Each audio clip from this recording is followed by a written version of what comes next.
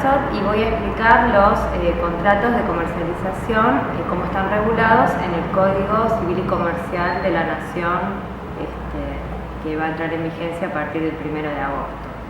La novedad es que estos contratos no están regulados en nuestro país, por lo tanto, la inclusión en el código es una de las novedades de más interés que tiene. Si bien estos contratos no son nuevos en nuestro país, sino que desde hace muchos años están siendo aplicados, sí es nuevo que ahora van a ser contratos típicos. No es la primera vez que se trató de regular estos contratos, hubo varios intentos, algunas leyes especiales sobre estos contratos, después se incorporaron también en el proyecto del 93, en el proyecto del 98 y finalmente ahora en este Código Civil y Comercial de la Nación se regulan en el libro de los derechos personales. Cuando se habla de los contratos en particular, se regula el contrato de agencia, el contrato de concesión y por remisión se regula el contrato de distribución y el contrato de franquicia. La incorporación de estos contratos en el código se da en el libro tercero de los derechos personales, en el título cuarto, cuando habla de los contratos en particular, regula en el capítulo 17 a la agencia, en el capítulo 18 a la concesión y por remisión también regula el contrato de distribución y en el capítulo 19 regula el contrato de franquicia. Con relación a si esto implica alguna novedad,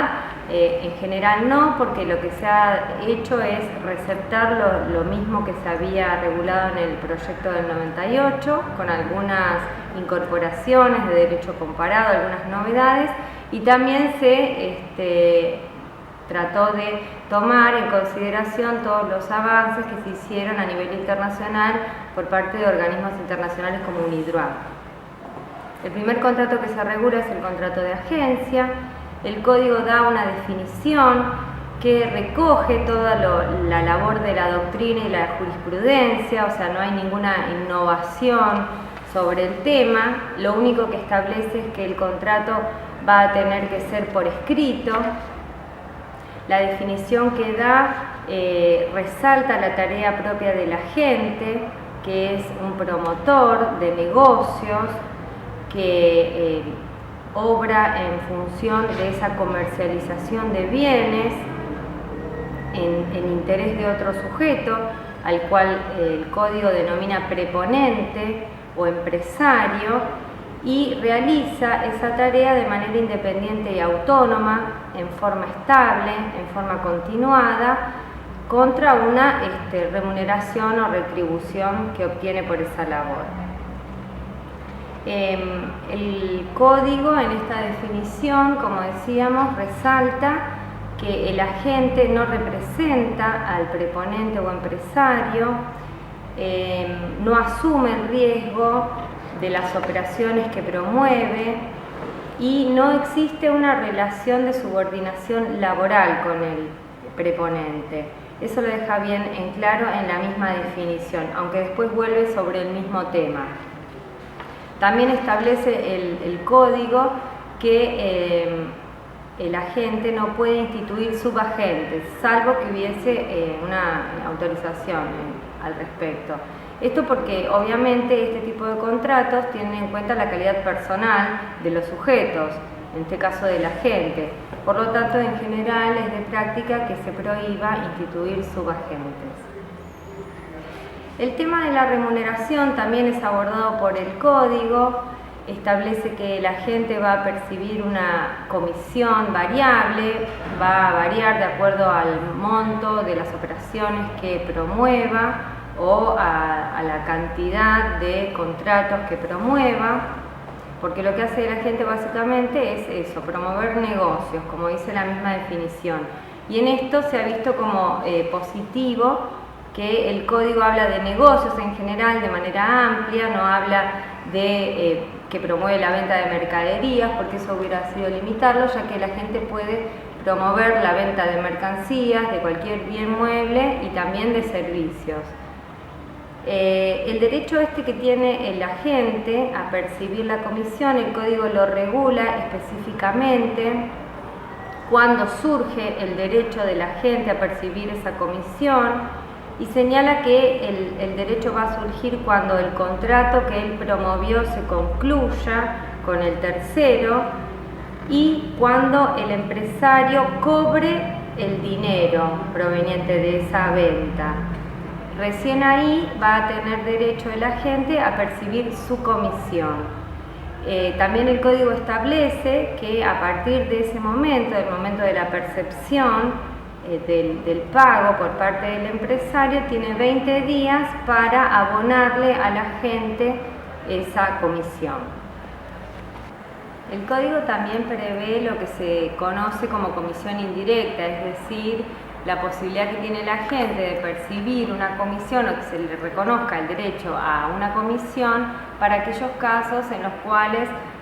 teniendo exclusividad sobre un territorio o sobre el ramo, se realizan ventas sin su intervención y en ese caso tiene derecho a una comisión.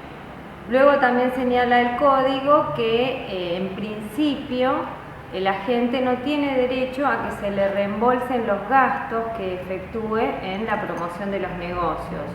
Esto es coincidente con su carácter de empresario autónomo, que debe tener toda su estructura empresarial al servicio de este contrato. Por lo tanto, los gastos en los que incurra en la realización de esa actividad no van a ser a cargo del preponente, sino que son a cargo del propio agente. El código hace hincapié en el tema de la exclusividad que se entiende a favor del agente. Esta exclusividad puede ser de una zona geográfica en la cual el agente va a promover los negocios, va a ser respecto del ramo, de los productos que venda o de los servicios que ofrezca, y también puede ser respecto de un grupo de personas. Esto debe estar obviamente pactado en el contrato y también se prevé la posibilidad de que el agente promueva los negocios de varios preponentes, de varios empresarios, siempre y cuando no exista competencia entre los productos que promueve, salvo que tenga autorización. En ese caso sí podría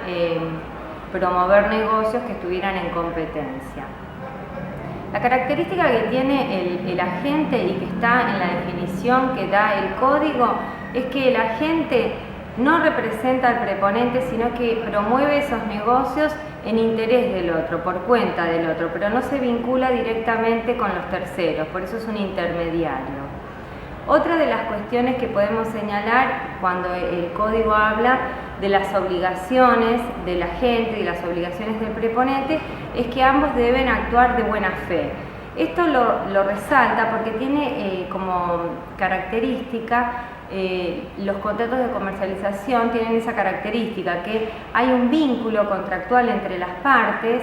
que es un vínculo de cooperación, porque las dos partes están interesadas en que el contrato se lleve a cabo y tenga un buen fin. Es decir, al empresario le interesa que sus productos se vendan o se comercialicen y a la gente le interesa venderlos, porque justamente así va a obtener su comisión. Entonces, este vínculo de cooperación se ve reflejado en el código cuando, como primera obligación a cargo de cada una de las partes, dice que deben obrar de buena fe.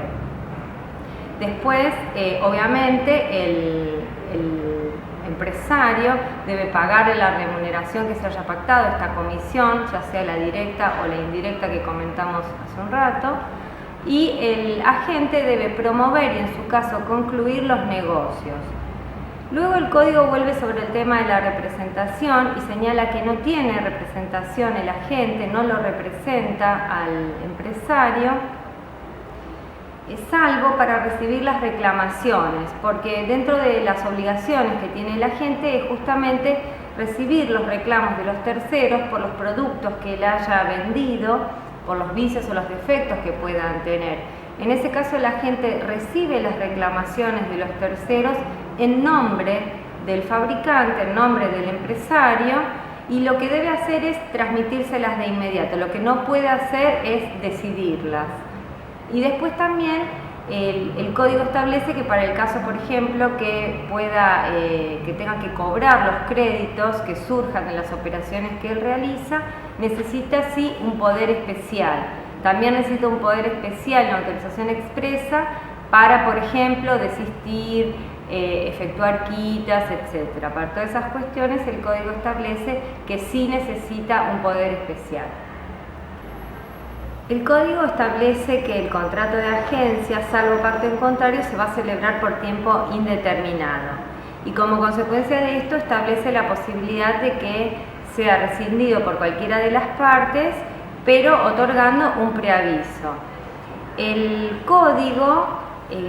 sigue en este tema el proyecto del 98, que establece una relación directamente proporcional entre la duración del contrato y el tiempo del preaviso, y establece que entonces debe otorgarse un mes de preaviso por cada año de duración del contrato. La diferencia es que en el proyecto del 98 establecía un tope de 6 meses y aquí no lo establece. Por lo tanto, cualquiera de las partes puede rescindir el contrato sin necesidad de invocar justa causa, solamente dando un preaviso equivalente a un año por cada mes de duración del contrato. También establece la posibilidad, para el caso de que no se dé este preaviso, que se otorgue una indemnización sustitutiva por la falta de este preaviso, que va a ser igual a las ganancias dejadas de percibir en ese periodo. Y después también el código establece otras causales de rescisión del contrato,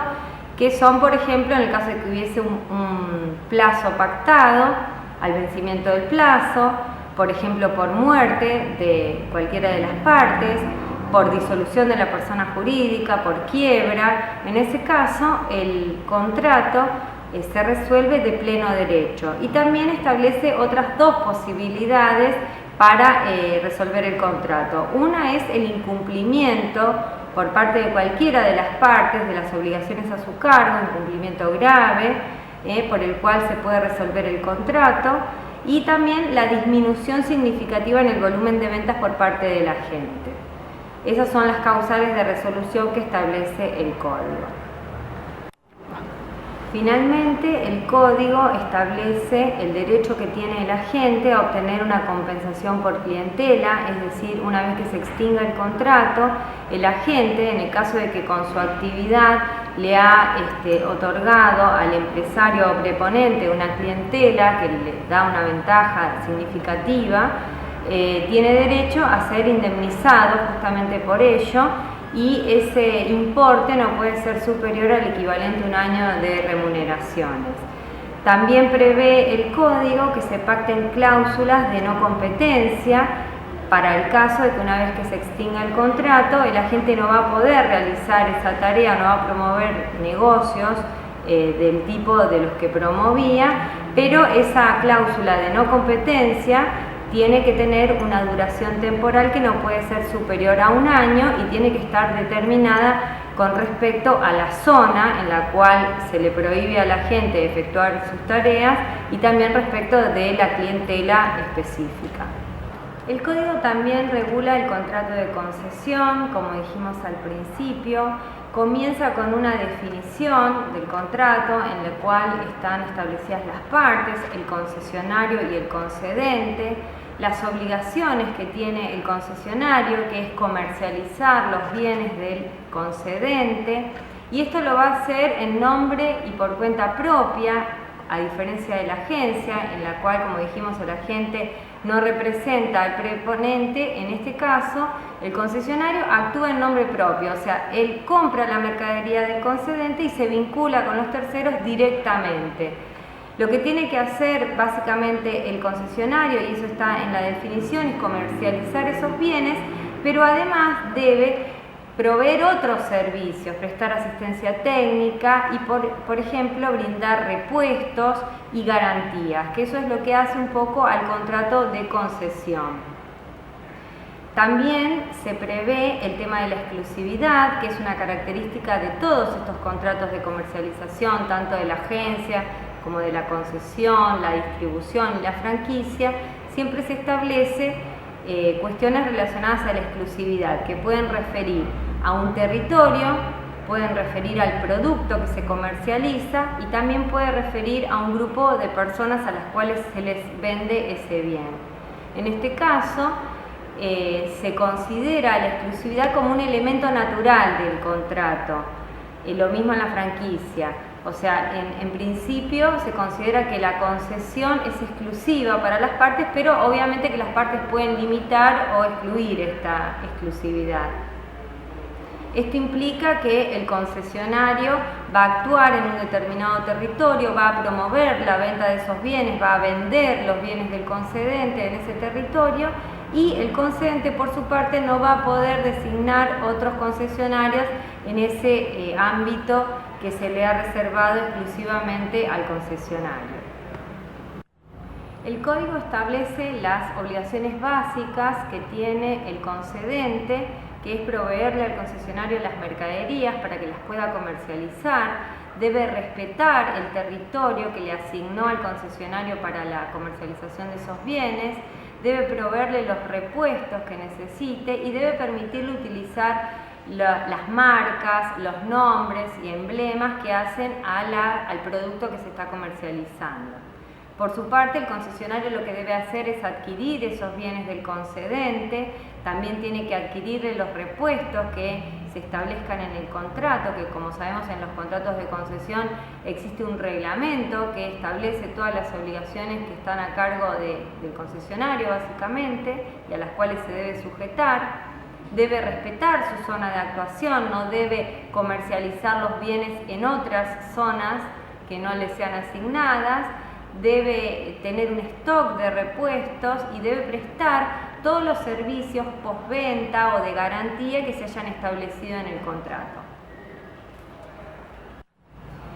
El código establece que el concesionario va a percibir una retribución, obviamente es un contrato oneroso y por eso la comercialización de los bienes a cargo del concesionario tiene una ganancia para el concesionario que generalmente consiste en la diferencia entre el precio que él compra los bienes al concedente y el precio de reventa. El código establece que puede ser una comisión, puede ser un margen sobre el precio de venta, puede ser una cantidad fija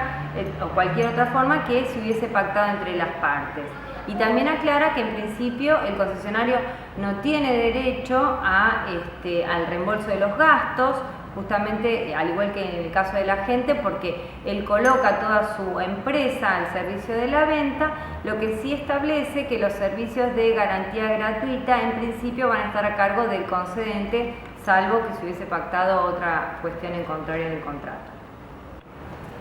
El código con relación al plazo de duración del contrato establece que el contrato de concesión tiene que durar como mínimo 4 años. Si se hubiese pactado un plazo menor o fuese de tiempo indeterminado, se considera que se ha pactado por 4 años. Después también trata el tema de la rescisión. En el caso de los contratos por tiempo indeterminado, remite a las normas relacionadas con la rescisión de los contratos por tiempo indeterminado del contrato de agencia. Por lo tanto, la parte que quiera rescindir el contrato lo va a poder hacer sin justa causa, pero va a tener que dar un preaviso que, como se aplican las normas de la agencia, va a ser de 1 mes por cada año de duración del contrato. Como el contrato como mínimo tiene que durar 4 años, cualquier preaviso entendemos que va a ser como mínimo de 4 meses. Y también se prevé y se remite a las normas sobre indemnización sustitutiva del aviso. O sea, en el caso de que el concedente rescinda el contrato y no le otorgue al concesionario ese preaviso que está establecido, va a poder sustituir esa falta de preaviso mediante una indemnización. Una de las cuestiones que regula expresamente con relación a los casos de rescisión en los contratos por tiempo indeterminado es la obligación que tiene el concedente de readquirirle los productos y los repuestos que el concesionario hubiese comprado durante la vigencia del contrato y que tenga en existencia al final del preaviso. Esto es igual a como estaba regulado en el proyecto del 98 y justamente lo que trata es de disminuir el impacto que pueda tener en el concesionario la rescisión del contrato, porque como una de las obligaciones que tiene el concesionario es adquirir repuestos para poder brindar el servicio de garantía o el servicio postventa, una vez finalizado el contrato, el concedente deberá readquirirle ese stock de repuestos o esos productos que él hubiera comprado como consecuencia de las obligaciones que tenía a su cargo. También se prevé la resolución del contrato y se remite a las normas sobre el contrato de agencia en el particular. Bueno, finalmente el código establece la prohibición de establecer subconcesionarios o agentes de venta, al igual que en el caso del contrato de agencia, y tampoco puede ceder la posición contractual por la misma razón que en el contrato de agencia y en todos estos contratos, es que se tienen en cuenta las calidades personales de los sujetos con los cuales se contrata y a los cuales se le encomienda la comercialización de estos bienes. Por lo tanto, generalmente en los contratos se prevé la prohibición de designar subagentes, subconcesionarios o de ceder la posición contractual. Y esto es lo que hace el código. Después, el código establece que las normas relativas al contrato de concesión se van a aplicar a los contratos de distribución en cuanto sean pertinentes o aplicables. Es decir, no regula el contrato de distribución expresamente, pero sí declara aplicables las normas. Por lo tanto, se va a tener que establecer en cada caso en particular cuáles normas se consideran pertinentes de acuerdo a las características propias del contrato de distribución. Bueno, finalmente el código en el capítulo 19 regula el contrato de franquicia.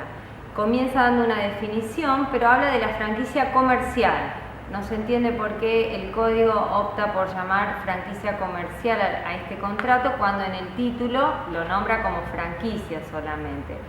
Pero dice que va a haber franquicia comercial cuando un sujeto que es el franquiciado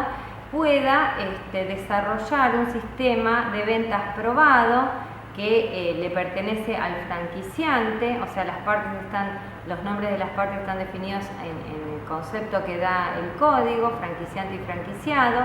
Se establecen las características propias de la franquicia, se recoge toda la labor de la doctrina y de la jurisprudencia al respecto, se habla de este sistema de comercialización que está aprobado, que está destinado a comercializar bienes o a proveer servicios,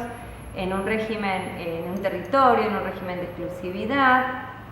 y que básicamente implica la transferencia de determinados conocimientos técnicos o know-how que le permitan al franquiciado llevar adelante ese sistema de comercialización. Esto se hace a cambio de una remuneración,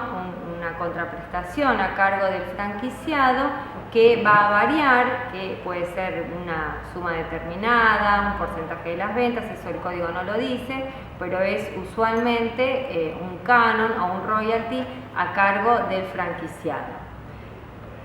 Para todo esto es necesario que el franquiciante, el código así lo establece, sea titular exclusivo de todas las marcas, patentes, etcétera, que formen parte de este contrato, o si no tiene que tener un derecho a disponer de ellas. El tema es que en el contrato de franquicia esas patentes, marcas, etcétera, que forman parte del sistema de franquicia continúan siendo siempre de titularidad del franquiciante. Lo único que otorga al franquiciante es el derecho al franquiciado a que las utilice durante un tiempo, y en eso se basa el contrato de franquicia. El código prevé también como elemento natural del contrato la exclusividad para ambas partes, es decir, que el franquiciante no va a poder contratar con otros franquiciados en la zona que le haya asignado al franquiciado, va a tener que respetarla, y también respecto de los productos que se comercialicen. Sin embargo, el código establece la posibilidad que tienen las partes de limitar o eliminar la exclusividad. Por eso decimos que estos contratos establecen la posibilidad de que se realicen o se comercialicen los bienes en un régimen de exclusividad o no, de acuerdo a lo que hayan pactado las partes. Con relación al plazo del contrato de franquicia, el código remite a la concesión, por lo tanto, en el caso de que no haya un plazo establecido, se establece como mínimo un plazo de 4 años. Si el contrato es por tiempo indeterminado, como mínimo debe durar 4 años. Lo que establece el código es una excepción para aquellos casos en los cuales se trata de franquicias para actividades especiales, en ferias o congresos, en las cuales puede tener una duración inferior a esos 4 años. El código establece que el plazo puede prorrogarse por un año, cada vez por prórrogas sucesivas de un año, salvo que alguna de las partes decida denunciarlo con 30 días de anticipación. Con respecto al tema de la extinción del contrato, el contrato se prevén diversas causales, por muerte de las partes, por ejemplo. También se establece la posibilidad de, en el caso de que sea por tiempo determinado, que el contrato al vencimiento de este plazo concluya, y lo que se establece la posibilidad que cualquiera de las partes, una vez cumplido ese plazo de vigencia original del contrato, puede resolverlo sin invocación de justa causa, al igual que en el contrato de concesión y en el contrato de agencia, pero debe otorgar un preaviso de un mes por cada año de vigencia del contrato. Y en este caso sí, el código adopta un tope que es un máximo de 6 meses. El código, con relación a la responsabilidad del franquiciante, tiene dos normas que dejan en principio bien en claro que la vinculación de las partes es contractual, que no hay una relación de dependencia laboral entre las partes, y por lo tanto el franquiciante no responde por los empleados o dependientes que tenga el franquiciado, tampoco puede responder por la rentabilidad del sistema de franquicia. Esto es coincidente con el proyecto del 98, y lo que sí establece el código es que el franquiciante es responsable por los defectos en el sistema de franquicia y va a responder ante el franquiciado por los daños que le haya provocado estos defectos en el diseño del sistema de franquicia. Al igual que en el contrato de concesión, en la franquicia también se prevé que una vez extinguido el contrato, el franquiciado no va a poder competir, no va a poder vender los bienes o realizar lo mismo, las mismas labores que establecían en la franquicia. Entonces se establece que estas cláusulas de no competencia son válidas, pero obviamente con este límite temporal que no puede ser superior a un año. Y también en otro artículo el código aclara que los contratos de franquicia no se consideran como violatorios de la defensa de la competencia, o sea, se consideran que en sí mismos no violan, no distorsionan o no restringen la competencia en un mercado.